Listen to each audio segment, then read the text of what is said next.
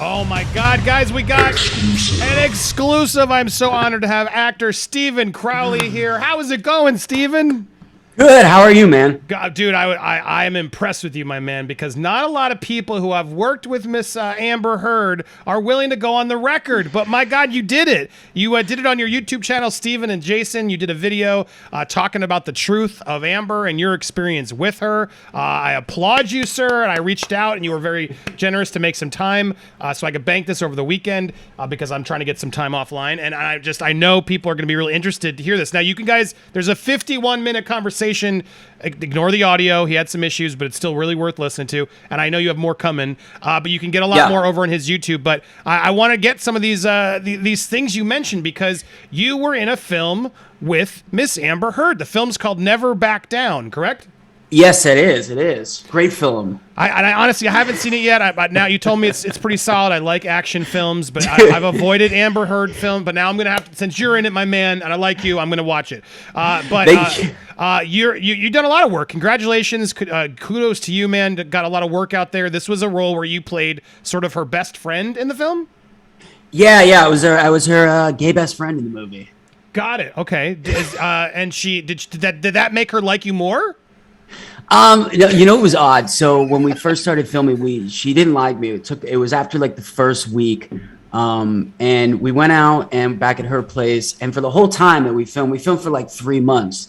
Every time we were together, she's like, "You can tell me." I'm like, "Tell you what?" She's like, "You're gay, right?" I'm like, "Amber, I'm not gay. Like I don't care. I mean, it'd probably make my life easier if I just said I was because people assume I am anyway. And if I were, I'd be the best gay man ever." But she definitely, she wanted you to be. There was a little vibe of that, perhaps. So never like a romantic from a straight point of view. No, that didn't happen. Ooh. All right. Well, because and again, I don't want to pry. She a lot of sources I've talked to say that she is a lesbian. Do you have thoughts on that?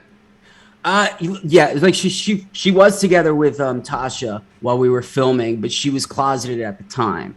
And she tried to hide it, which wasn't too great because Tasha came to set and she had Amber's name tattooed on her. And she's like, "Oh, that's just my best friend."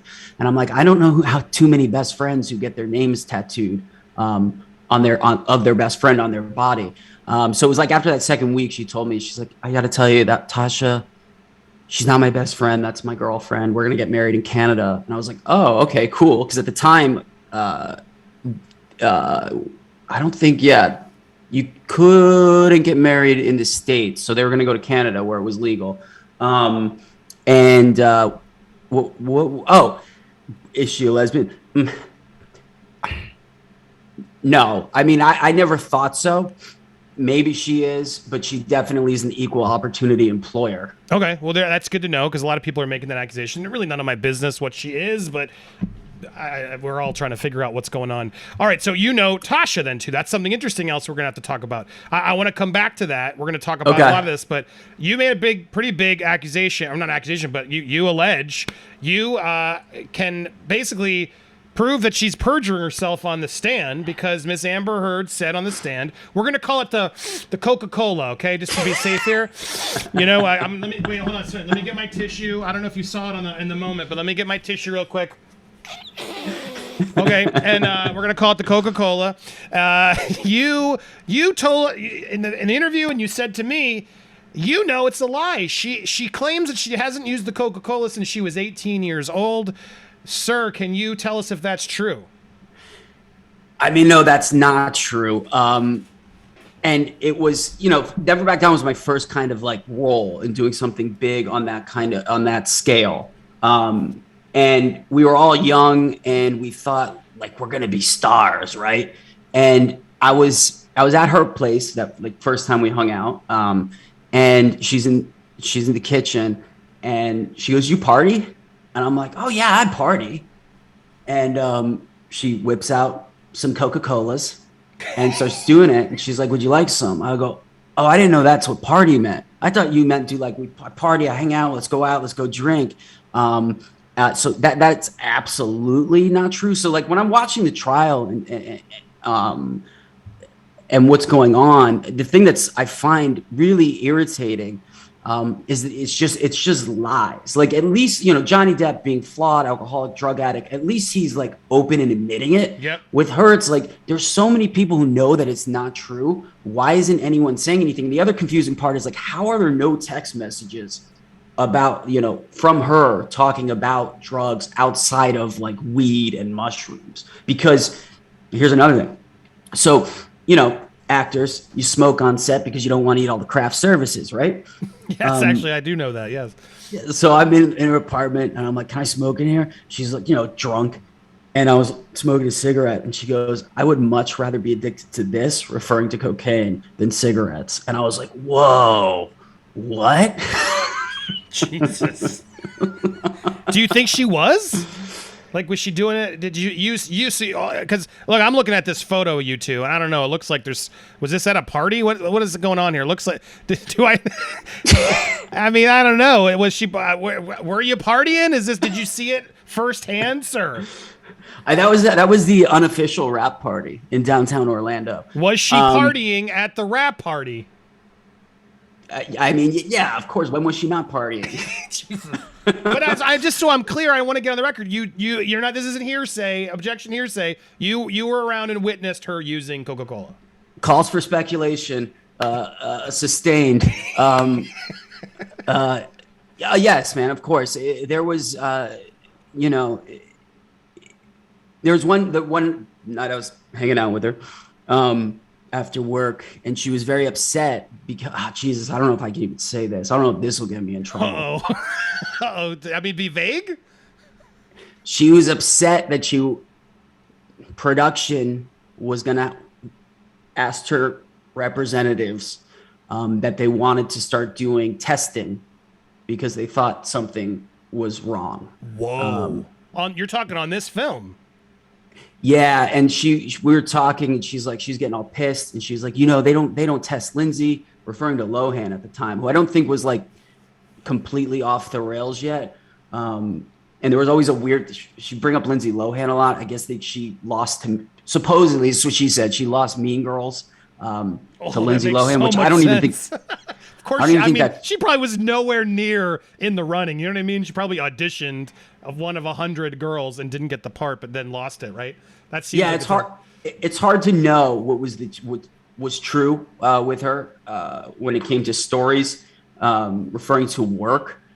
But what I saw is like what I saw, and so when I see, just the outright lies and the stuff about like Billy Bob and James Franco, and I'm like, dude, why? Like, I guess it's catching up to her because all the witness statements, like, nothing's adding up. Like, somebody's telling a different story of the same event. The one dude's, I think the night at the apartment when the cops come, and it's not the same as the body cam footage. And then everyone's her friend all of a sudden after like 2 years of not speaking. So like, it's just frustrating. And then to see her like smugly answer every question towards the jury, I'm like, this doesn't look good. No. This doesn't look good. And I'll tell you this, people like give me shit about like when they say, how she doesn't seem intelligent. She seems smug and smarmy and up herself. I will tell you, in a room alone with her, she's absolutely charming, engaging, and she makes you feel like you're the only person in the room. There is something magical about her when you're one-on-one with her. Hate me all you want. Send me all those comments. I'm glad you said that because it kind of makes sense. Like, well, how did Johnny and all these people, like, Elon Musk, how do they fall under her spell? She's got to be good at sort of the seduction, and she holds a lot of books. Did you ever see her reading a book, or was she holding the book? A lot of Ayn Rand. That's the other thing, dude. I always said, I was like, dude, she's so well read. And she's highlighting, like in between takes, she was always just reading. So when you hear her talk and it seems not intelligent on the stand, that's not my experience one-on-one. So she was reading the books. She was reading the books, and right. she could have a very well-informed conversation about things she was interested in. And she seemed, she was charming, she's funny, like she was funny. So like when you see her on the stand or the deposition videos, it's like that's not that person that you'll get alone in the room with you. Interesting. I've actually was in a room with James Franco on a production, and I will give him credit. He showed up with 1,000,000 books and was not, when he had to be there, he had to be there, and when he wasn't, he was studying for his whatever he had like 1,000,000 things in the fire, but I could tell he was actually doing the work. Like, I saw it firsthand. So maybe that there was a kindred spirit there. All right, so there's a lot here to digest here. Oh my gosh, I'm losing track of everything. I got to go back. There was actually a moment, because this is relevant, dude. They just had Johnny on this, or whatever, some agent or someone of Johnny's was basically admitting, they had to, the drug use was so bad he was losing roles, and people didn't like it because he was doing it. And so now you're revealing here that there's rumors. I guess I'll be careful for you. Rumors you were hearing that they had to potentially do testing on one of her sets because she also was out of control doing the substances. Yeah, I mean that's what came from her mouth to me one night when we were hanging out. It was, this is ridiculous, and it was because she showed up to, I think it was a Saturday. It had to have been a Saturday because she wasn't working, to a press thing where they're doing like little interviews, and she was wearing her sunglasses the whole time. Production thought she was out of it. And then she refused to do any more sit downs. If she was going to do any more interviews, it was only going to be on the phone. So, I mean, I don't think they ever went through with it. But again, maybe she was lying. I don't think she was, because she was very upset about it. Rightfully so, because she would have failed. Jesus, boy. Well, dude, kudos to you, because look, you're telling the truth. You're out there. You put it out there, so why do you think so many people are afraid to call her out? I've had a lot of people reach out to me and give me stories, and I've vetted them. I'm like, all right, this person legit seems to have known them and been there. Why do you think so many people are afraid of her? Did you get a vibe of that when you knew her? I think what it is in the entertainment business and with actors in general is that they're all up to mischief together. So it's kind of a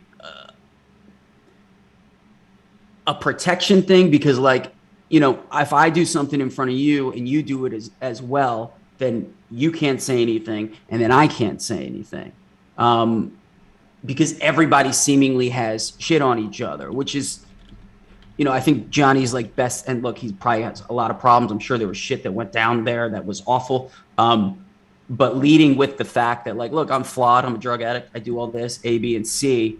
Taking accountability And owning it is the smart route, and her not. It's just crazy. And the people coming out who, you're going to side with Amber, who probably doesn't have any money left, but you're not going to side with Johnny Depp. I mean, you had no problem living in his places rent-free for years, even though you knew she was being so badly, brutally abused, but no problem freeloading off of him. Like, you picked the wrong side. So I think she might just surround herself with, like,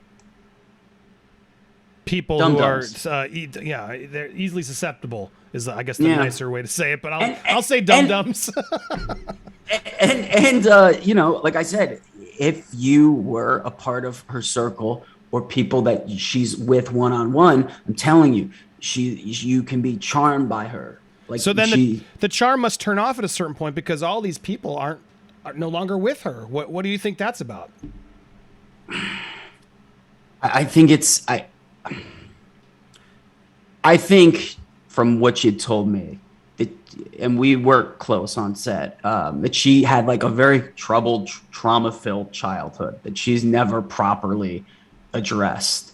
There is a bit of jealousy. I'll tell you one funny story. So we're going to the post office, and my sister had called me. She just had a baby, and I'm calling to check in on the baby. And Amber is in the car, and she's like, "Who are you on the phone with? Who are you on the phone with? Get off the phone, Steven. Get off the phone." And my sister's on the phone. And she goes, "Who is that?" I said, "Oh, it's my co-star. It's Amber." She goes, "Well, tell Amber." I said, "Shut the fuck up." So she likes your attention. And I think she probably gravitated towards me because she thought I was somebody I wasn't. And she enjoyed the attention that I would give her, because I did think she was interesting. It was my first big thing. And the leading lady, wants to hang out with me all the time. So I was even entranced by the whole situation. So I don't want to forget talking about Tasha, because you said you were there. That's a whole nother thing where she got arrested. You weren't around when she was with Johnny, but you were there. There's obviously this arrest that happened with Amber that she's denying, saying it didn't happen. Tasha's like, oh, it's all good. Did you experience, and we got to be careful of the words, but let's call it the ABS. Did you, that type of activity? Yeah. Did you notice that with Tasha? Was there any aggressiveness there that worried you? Yeah, so here's the one thing that she was actually truthful about was that Tasha, Amber said Tasha was against like drugs and alcohol. 100% true, because Amber had warned me specifically, hey, Tasha's coming in for the weekend. I probably won't be able to hang out, and if she's on set, please don't mention anything about anything. She's sober, doesn't do anything. I said, okay, of course I won't. So Tasha leaves. I go over to Amber's place, and the apartment is trashed. Like trashed. It's not her apartment, right? It's an apartment that this production's renting for her while we film, and it's trashed. It looks like I was like, what happened? You guys have a fight? And Johnny Depp wasn't there, for the record. Johnny Depp wasn't there, and I don't know if this was before or after that arrest in Canada or Seattle, wherever that was. But she was like, yeah, Tasha, we got in a fight. Over what? I said, they got in a fight because Amber, and there's so many stories, man.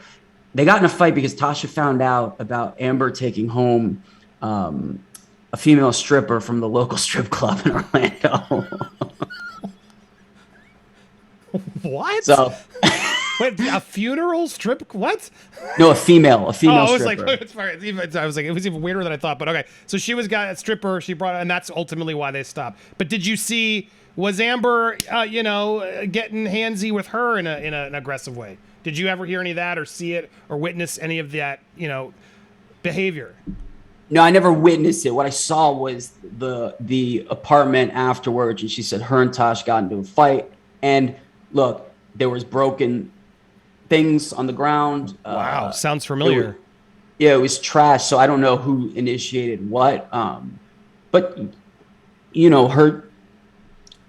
Yeah, I can't comment on it, but the fact that you got into a fight and then you get arrested at the airport for punching her, I'm not to say who initiated what there, but the fact that you're getting physical, in a way that it was, you walked in and I was like, what the hell happened? It looked like someone came in and trashed the apartment. Any other revelations that you sort of know about her? I mean, are the assumptions that we're making that she's not a very nice, but just aggressive to her family, friends? Do you feel like we're onto something? Do you feel like we're being unfair to her?